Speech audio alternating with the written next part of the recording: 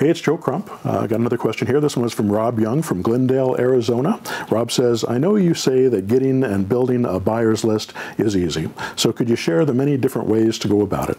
I've watched almost all your videos, but this is one video that I haven't seen you dive into very much. I just want to know your perspective because I'm kicking off the for rent method in my city as I'm writing this, and I don't really want to co-partner with another rent-to-own investor in my city to get tenant buyers and lose part of my non-refundable lease option money.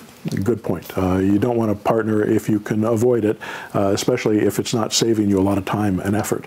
A lot of times if you're going to have somebody help you, you want to pay them hourly because it'll be much less than paying somebody half of your income. But to build a buyer's list, very important to do, but not necessary until you have sellers. So the first thing that you want to do, and I tell this to all of my mentor students as they get started, don't worry about buyers at the beginning. Worry about sellers. You know, go get a seller, get a lease option memo signed, and as soon as you get a lease option memo signed, then you put an ad on Craigslist. And the ad on Craigslist must have in the headline rent to buy or lease option or one of those things that explain to people that this is a seller financed type of deal. It can say rent to buy, no qualifying, 4-bedroom, you know, or whatever, you know, if you have a special thing like it's on a lake or there's a 4-bedroom or something special about the property, you can put that there, or maybe it's in a special neighborhood.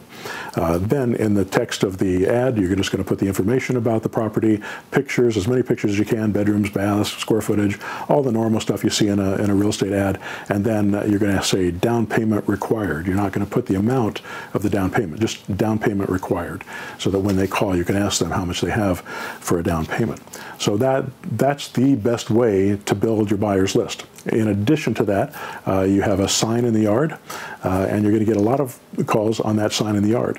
There's other places you can go. Get on postlets.com is another one that we use. You can also put signs up around the neighborhood, rent to buy. These are, I think, less important because they don't bring you specific buyers, they bring you generic buyers. And if you're going to get generic buyers, you want to send those to the web pages. And we've got the web pages in the clone site system in the auto marketer set up so that they convert those people that are thinking about doing a lease option into people that will go on your list. What's most important is you sell that specific house, because building a buyer's list doesn't make you money unless you have something to sell. So make sure you get something to sell first and worry about that. Because if you have a property that's purchasable through a lease option, you'll be able to sell it very quickly and very easily if the monthly payment is accurate, it's not over market rent, and your price isn't too far out of bounds. Although we've sold properties $100,000 over market value, that is much less important than the monthly payment.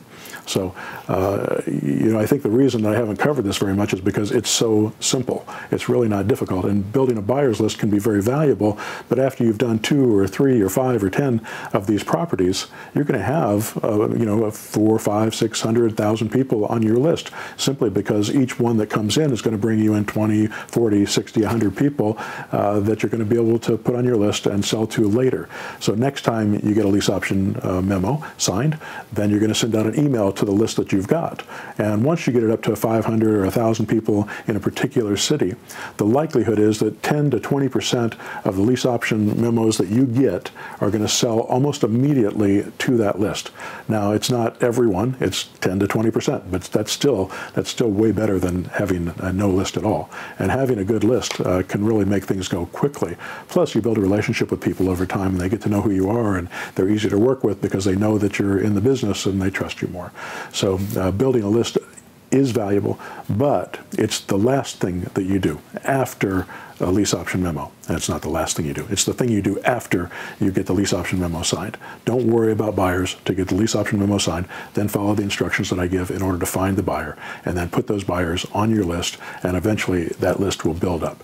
Again, you don't have to have 1,000 people or 5,000 people on your buyer's list to start out with.